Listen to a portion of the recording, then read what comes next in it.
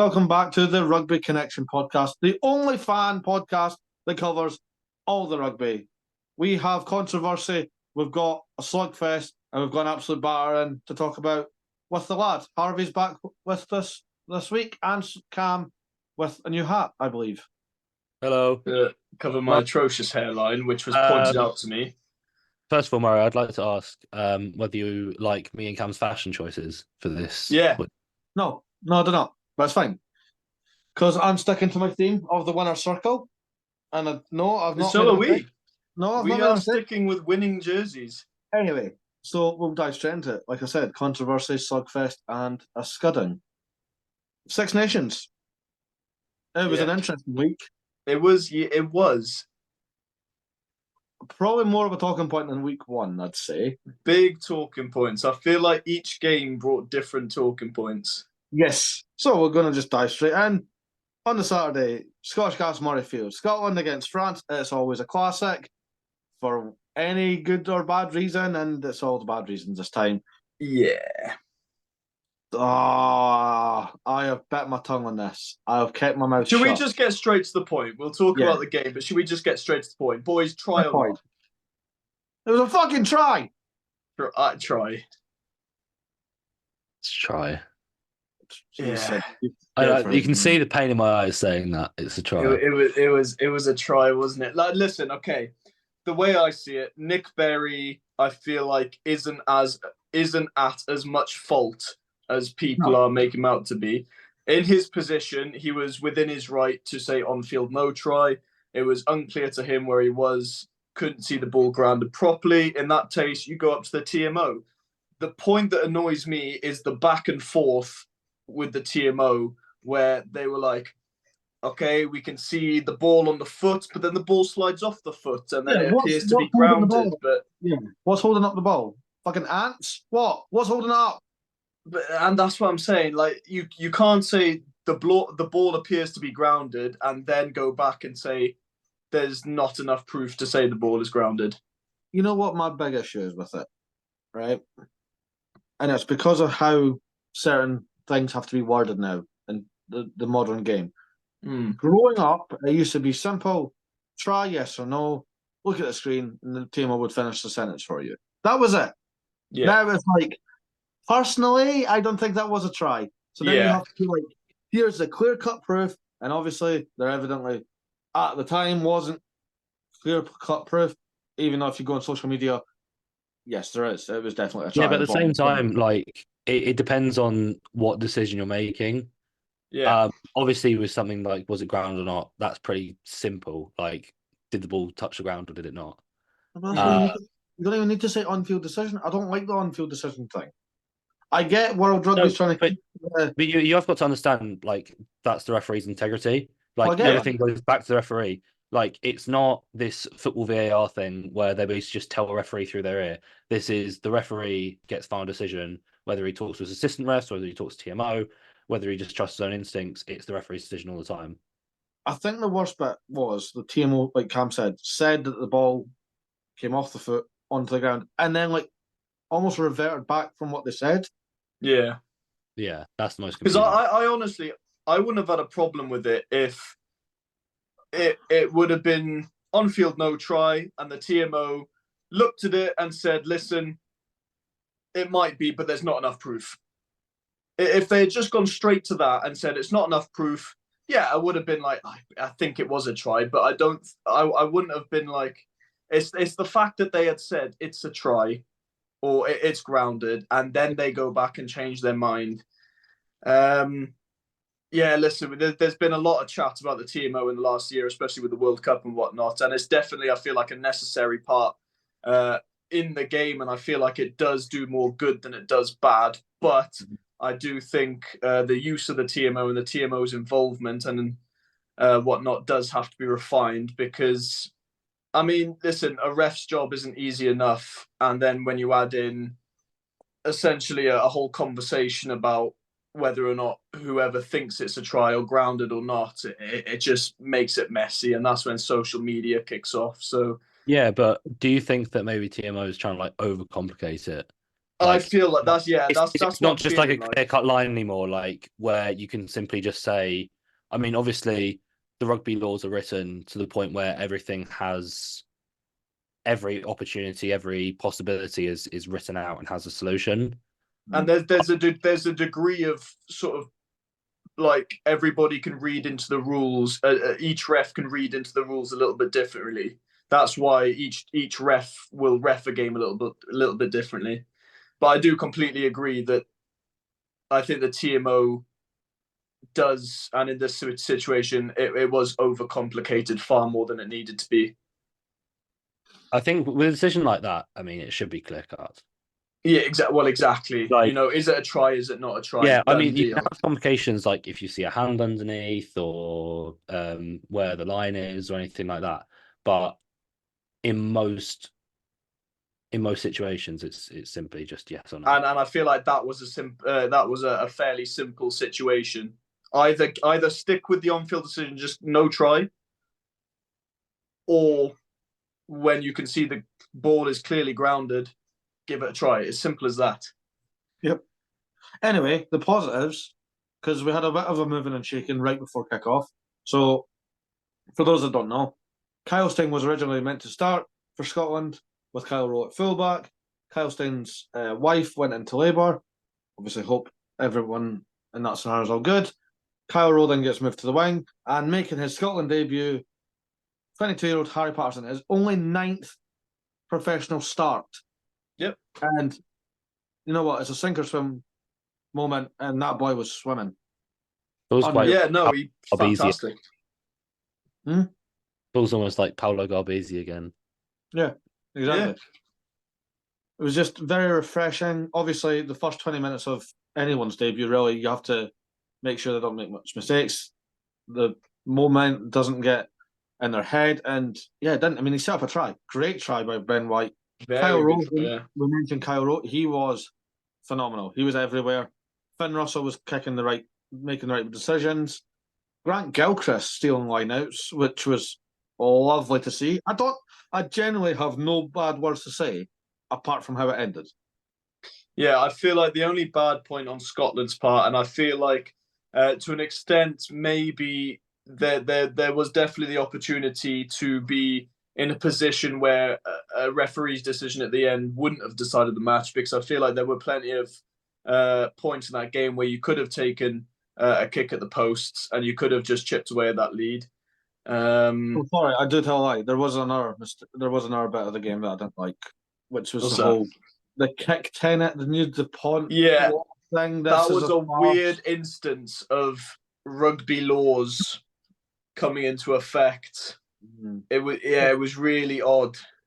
The only bit that I actually enjoyed of it, and again, it's more just because of the characteristics and what was actually going on, was when Finn Russell would catch it, because he would just be like, come on in. Like, I'm not. So that was kind of funny, but the actual whole back and forth, like Sunday just Doohan actually was very clever with it. So Thomas Ramos did like little steps. You only have to make like so many steps for 5 meters. So Doohan was running up, went to Nick Beery, went, am I on side? And went, yep, on you go. Yeah, cool, fine. Yeah. I feel like that aspect of the game, that point in that game, not really the best advertisement for the sport. But it was a bit more of a freak occurrence. It's not something that you would see. It's not something that I've seen in a long time. Yeah, it's weird. I feel like World Rugby kind of have to watch themselves a little bit when it comes to Six Nations and the way they referee things, because the Six Nations is probably the most, I'm trying to think of a better way to word this, but casually watched. Like, there's a lot of people that don't usually watch rugby that do watch Six Nations. There's a lot of people who just tune in for the Six Nations. To invite people to watch more rugby, you need to keep the the apparent rules of the game, but obviously keep it simple. Don't change a lot. And we had obviously that incident 2 years ago with the 2 red cards to Italy's hookers, and that was a whole uncontested scrums. And I mean, obviously with stuff like this, like, people get too confused, and that's almost what keeps them away from it. Yeah, that's fair. You've kind of got to referee games a bit differently, but also if there is instances like that where you need to come in and intervene, like you do need to explain it well. Yeah, there's definitely points where I think in that game and in games of the past where I feel like the referee could just let play continue and it wouldn't affect the result, it wouldn't affect the game. So I definitely think that was a point where, yeah, listen, just let the play run. But at the same time, like it's a professional game, the refs are gonna nitpick every mistake. Yeah. Like it's not, my Northern Tier 5 uni where you can probably let the odd knock on there go or the odd offside there go. Like, this is a professional game with professional standards. They've got to keep the consistency high. Yeah. So, don't know. It's strange. I mean, none of us are referees. We don't know. No, definitely not. We don't know what we're doing. Like, I also don't have the patience to be a referee. No. Yeah, but I've learned that from you, Murray. We've known each other for nearly 3 years now. I feel like it feels more than that, but yeah, it's been a difficult 3 years. It really is. Yeah. So France take the win controversially. Cool. Down to Twickenham, one of rugby's oldest rivalries, and oh my god, it was a fucking slugfest, wasn't it? It was a big time slot, a proper classic. I feel like these are the games we live for, guys. These are the games. Yeah. Honestly, I think that was my game of the round for me, Wales versus England, because Wales came out of the blocks. I thought the first half from them was pretty excellent, actually. I thought they were doing a lot of things right. England's defense throughout the entire match was pretty rock solid, but in that first half, Wales were just playing that direct, single channel rugby and just bringing England in, and they were making ground. They made the line breaks, and then it's something that they just stopped doing in the second half. They just stopped. They almost did the opposite of what they did last week. Exactly. Yeah, and very strange. I said last week, I said the big aspect, I think, for Wales will be seeing if they can put 2 40-minute performances together in a single game. And they weren't able to do it in this game. This time they started strong and they finished really poorly. I thought Wales in the second half were really flat, really uninventive, and England's defence was just absolutely swallowing them up. Yeah. On just sticking with Wales for a brief second, Alex Mann, he's so good. Very good. His try was the perfect example of what I was talking about Wales in that first half. How they attacked the England defence. But yeah, really, really good to see. And I think the Six Nations, we've seen it already. We're going to see it plenty more. These younger players sort of stepping up. Yeah, because I wasn't sure what to expect of Wales, like coming into the tournament, but the game against Scotland was it was very half and half. So I don't think they gave us a clearer picture of what Wales are about and the way they play. But what I did see of Wales and what I did see of Alex Mann was very, very good. They've got a really, really good young talent on their hands, and maybe that's the way they start playing. Maybe it's forward ball. Again, like you said, route one direct. Whether this is the path that Gats goes down now. I mean, I said before the tournament started that I don't think Wales should have held on to Gats, but if they've got something good going, it's I'm willing to eat my words on that one. If there's a coach who can make something out of very little in terms of what he has to work with, it is Warren Gatland, because he's done it before. He did it with Wales when he came in 2009.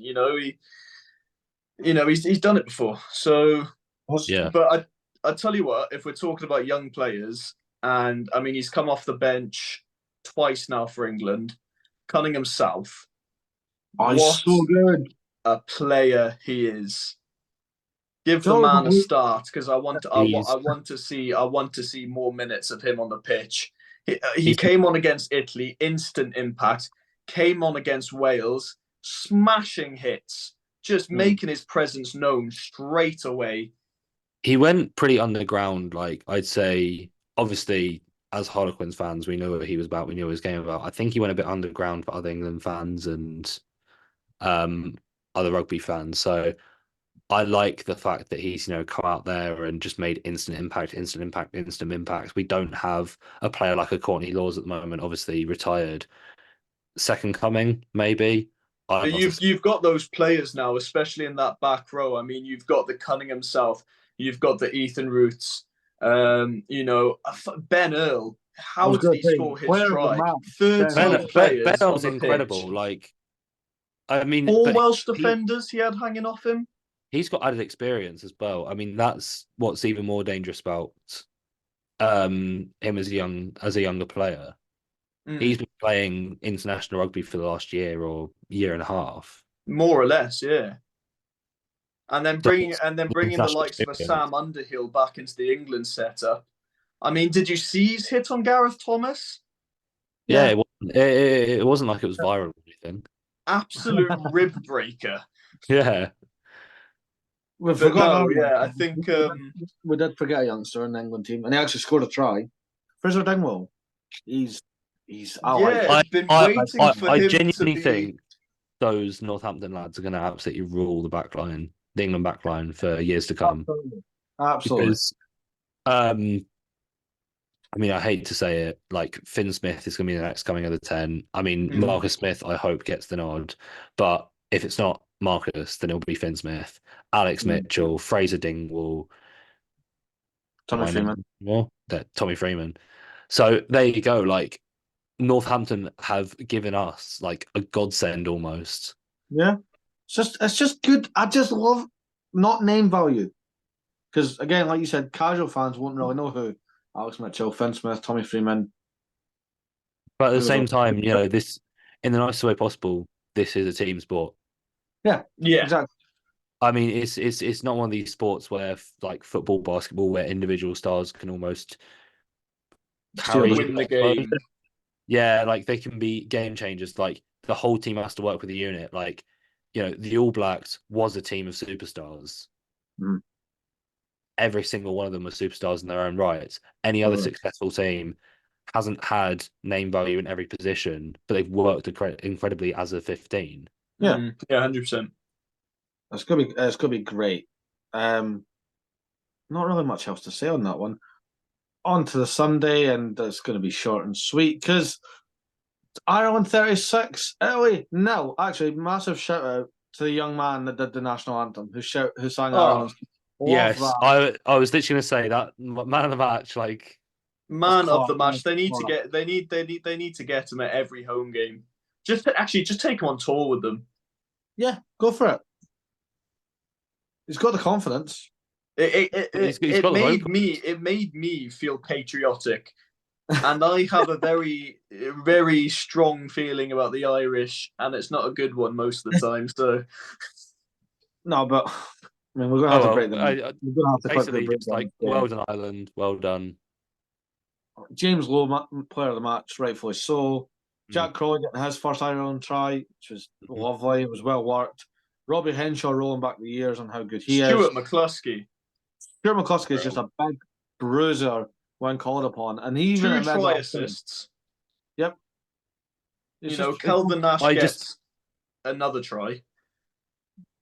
Standard. Dan Sheehan doing Dan Sheehan things. Yeah. The only thing I can say about Italy is like, they're playing against possibly the favourites of the tournament. I know, but they didn't even get to the 5 metre line once. They never even. No, I honestly, after these first 2 rounds, I can't see anyone beating Ireland. No, they might head to a Wales in the next round are going to go there. They're playing in Dublin. I feel like it's going to be a similar result, to be honest. No, I maybe not. I wouldn't say as severe as Italy. I think Wales would put up like a first half fight, and then Ireland might just close it out. Yeah, I think England will push Ireland in Twickenham. I think Scotland will push them in Murrayfield. But you're playing them in Dublin, aren't you? Okay, so it's going to be at least 50-0 to Ireland then against Scotland. Oh, you plum. But no, Ireland are looking shit hot. They are indeed. It wasn't even their strongest team. Which people No, like. that's the best part about it. It wasn't their strongest team. I forgot to mention that because it was like just one moment in the game, but it's still ridiculous. The wheels that Ryan Baird has. Oh my God! That Jesus Christ! Put that man at inside centre. Just do it. Just go for it. Why not? But it's just like Ireland's back row. I think is. I think Ireland have the most mobile back row in world rugby. I think they're the most mobile pack. I think. Oh well, yeah, no, yeah. Ty Furlong 2 years ago, he still hasn't lost it. You know, Dan Sheehan in the front row, and half the time he positions himself on the wing, and he performs there. It's just what confidence tries. Yeah, but it's what confidence. Do you know who actually that reminds me of? Do you remember when like peak Cody Taylor? Oh yeah, he would always do it, and it always worked. But even Dane Coles used to play like that as well. Yeah, it's ridiculous. And I feel like we're seeing a generation of young players coming through who grew up watching that 2011, 2015 All Blacks team, and now we're just seeing them all literally be those All Blacks. Yeah, I think we're seeing like a hooker revolution. Oh, 100%. I mean, does anyone not remember George McGuigan 2 years ago? Yes. Yeah. Stinking up the gaff at the Premiership. Yeah, just going for fun. Johnny Matthews in the URC. Johnny Matthews in the URC. Yeah. You know, like it's just chill out. Give some scoring to the other boys. So team sport. You got Malvaca playing for France as well. He's very similar. We just named like 6 very versatile, utility, rapid hookers. But yeah, stop showing off, boys. But that was the Six Nations. We're a third of the way through. Ireland top with maximum points on 10. England in second with 8. Scotland in third with 5 points. France in fourth with 4 points. Wales in fifth with 3 points. And Italy in the wooden spoon position with 1 point. At least they've got a point. I suppose. Every cloud and that, you know. It's but fun. We do not have prediction for the Six Nations this week because it is a dreaded break. We all hate it. It's a momentum killer at the end of the day. But hey, we've got Cam's favourite tournament. The URC does return. So we're just going to quickly rattle off the predictions. I have the matches here. So we'll go Harv, Cam, me, and that's the order. So done. Friday night we have Scarlets versus Munster. Munster by 12. Cool. Cam? Munster by 15. I'll go Munster by 13 just to meet you somewhere in the middle. Okay. We've got Zebre versus Edinburgh. Edinburgh by 4. Zebre by 5. Get out. Edinburgh by 12 because we've got some international comeback and I don't think Italy do. So that's my reasoning. Anyway, you shouldn't be bringing back international players. And to South Africa, we've got a little derby. We've got Lions hosting the Bulls. It's going to be tasty. Bulls. Oh, sorry, Harv. Yeah, Murray set an order for a reason. Bulls by 12. Bulls by 2. Lions by 5 because they're carving up. They're the good franchise in South Africa. Leinster versus Benetton. What's the fucking point in asking? Harv. Leinster by 1. 1. Benetton by 1. So I don't know why I just sound like a little girl there. I'm just going to be really ruthless again. Leinster by 35. Oh, you're so boring. Oh, mate. I know I'm boring, but come on, man. If Leinster are going to win, at least make it a good game. Yeah. I can't see it being a good game, though. I'm a realist. I'm sorry. Yeah, but Benetton are bloody good. They're second on the table. I know, but they've got all their internationals away. It doesn't matter. Guess what? Don't care. Next game, please. Yeah. Stormers by 30. Okay, fuck off. Sharks by 11. Mate, you're bottom of the table. Yeah. But he's like full patriotic back your team. Stormers by 12. You guys are pricks. Cardiff versus Connacht and Connacht by 7. Connacht by 3. gone up by 9. Yeah, sure. Glasgow Warriors host the Dragons. Glasgow by 41. Yeah, Warriors by 20 points. I'll go by 30 points just to make it interesting. Why not? Glasgow by 30. Ospreys versus Ulster. Ulster by 17. Ospreys by 5. Ulster by 6. Okay. That's practically it. That's very quick. Oh, no, sorry. There has been transfer news. Sorry, Harv. But yeah. You promised not to bring this up. But it's to chase his international dream. And he was born in that country as well, so people can't complain. I'm gonna cry, Murray. Harlequins flyer Lewis Liner has signed for Benetton, joining at the end of the season. And it's basically, he's going to play for the Italian national team, isn't he? He's born in Treviso. His mum's Italian. Yeah, go for it.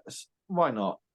Makes sense. Just think you're going to get a back line of the Garbisi brothers, Menincello, Brex, Monty Ioane, Lina. It's a bit of a Stephen Varney situation, isn't it? Just play for Italy, but play for Harlequins. No. I mean, that could have worked. He clearly wants to play for the greatest team ever. Well, that's valid. I would want to if I couldn't play for Harlequins. I'm saying that like I'm actually going to make it. I was going to say, you play with fucking Tier 5. Northern Tier 5 uni. Not even National Tier 5, Northern Tier 5. The fucking North. There's 5A actually. Okay. There's no 5B. Okay, sound. There's not been much news apart from, we did talk about it before the pod, that George Turner is now the first player to have the smart mouth guard with the headgear that clocks. It is for head contact, isn't it? To see how much damage the head can take. And fair to say, George Turner could take an absolute wallop, the equivalent of 70 kilos to the head, and he returned. He passed the HIE. I don't even know how that's.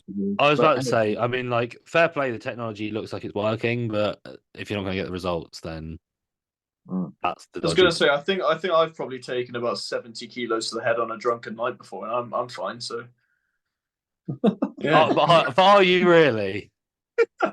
Are you all good? I don't think he is. No, I'm really not. Look at the way he's just laughed. That's pure guilt. No, that's pure guilt. He knows the truth. That's just pure like lying. Yeah, I'm fucked, boys. I'm messed up. There's not really much to add to that, lads. We've smashed the rugby. We've only got the one league return this week. We also had rugby's greatest championship in Europe. I forgot Har's back. We have to talk about Rugby Europe. No, that's fine. Do you want me to lead this? Just because go for it. Georgia, Netherlands, 31-10. Fair enough. Netherlands are actually playing quite good rugby. I didn't give them a chance at the start of the tournament. Romania beat Belgium. Everyone's heroes from week 1, apparently. 33-18. Portugal thrashed Poland. 54-7. And then on the Sunday, Spain beat Germany 27-5. Which leaves only one group game left. I feel but it looks as if the semi-finals are already wrapped up in Group A. Georgia and Spain will go through. Netherlands and Germany will just have to play each other. Romania and Portugal are also in the semi-final places, but Belgium could overtake Portugal. Fun fact about the Belgium-Portugal game, we forgot to do it when it happened. It was actually technically the biggest upset in World Rugby. Did Belgium beat Portugal? Didn't you know, Hub? No, I didn't actually. How could you not know this? So that's really shocking. Yeah. You okay? No. So basically, Rugby Europe put out a thing that, because of the way the rankings were, it was essentially the biggest upset because of where both teams were ranked.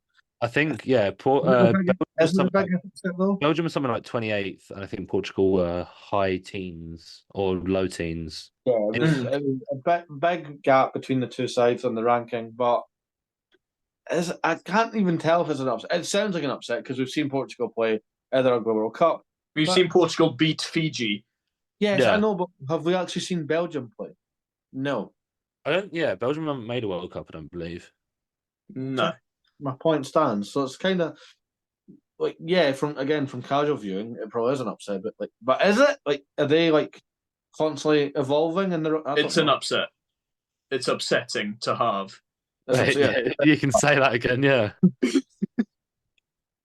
So, what's next week's predictions? Because they always like prediction tournaments we don't have a clue about. There's a bit of top 14. There's also more Rugby Europe Championship. Let's do the Rugby Europe Championship because we're qualified to predict. Right. Georgia, Spain. Georgia by 21. Georgia by 41. Give Spain some credit. Fuck. I was going to say Georgia by only 17. Yeah, good. Spain. I don't think Georgia have been at their absolute best. Yeah. Well, now it's a game to go for their best. I don't know.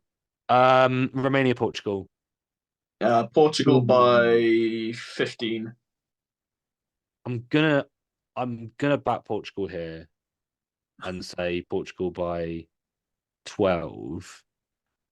I'm going to go Portugal by 8. Because I also think that Belgium will beat Poland and Portugal need to win if they want to make semi-finals. Fair enough. Yeah. Well, guess what? Belgium versus Poland. Belgium by 18. Belgium by 40.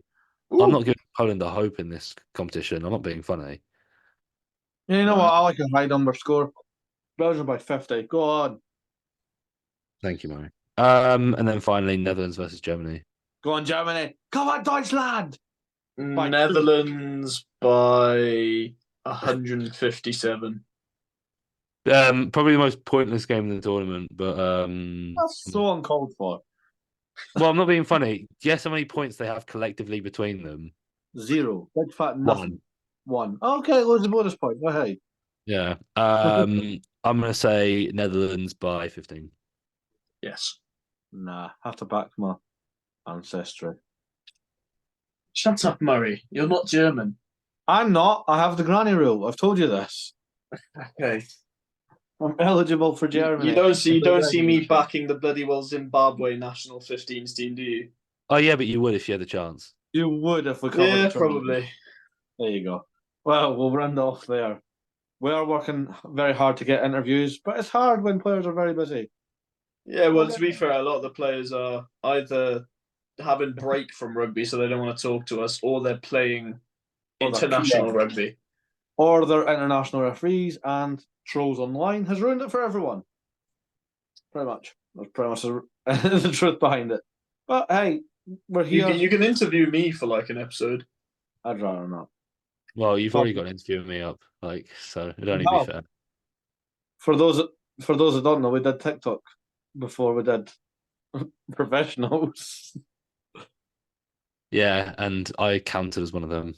You did, and I never actually got an interview. I just appeared one episode. We were in a time of desperate need. I'm pretty sure if you go back to one of the first ever episodes, Cam, you get referenced, and I go, "Who's that?" And I'm not trying to be. That was definitely Sean, because I don't think I talked too much about you. I just saw you unboxing jerseys, and I was like, "Oh, okay."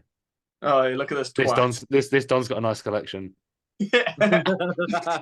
We'll end it on that, boys, before all the niceties go away. But this has been a Rugby Connection podcast. We're on YouTube. We're on Spotify. I'm on LinkedIn. Harvey's on LinkedIn. There you go. Two of us are on LinkedIn now. I'm not on LinkedIn. Cam doesn't do LinkedIn. Cam's not seeking employment or anything. I'm just here to fucking chat shit. Just chat shit and hurt everyone's feelings in the process. It's my calling in life. Yeah. YouTube, Spotify, LinkedIn, Instagram. All of us are on Instagram. Harv, I believe, is the man behind our Twitter. Whether that's still a thing or not, I don't do Twitter, so I would know. No, it's not. Cool. But it is. We're still on Twitter, don't worry. TikTok, we're actually doing all right in TikTok. We found TikTok, the engagement's good. It's actually working now. Yeah. And we'll see you next week for just club rugby next week. Ugh. Oh no, and Rugby Europe. Sorry.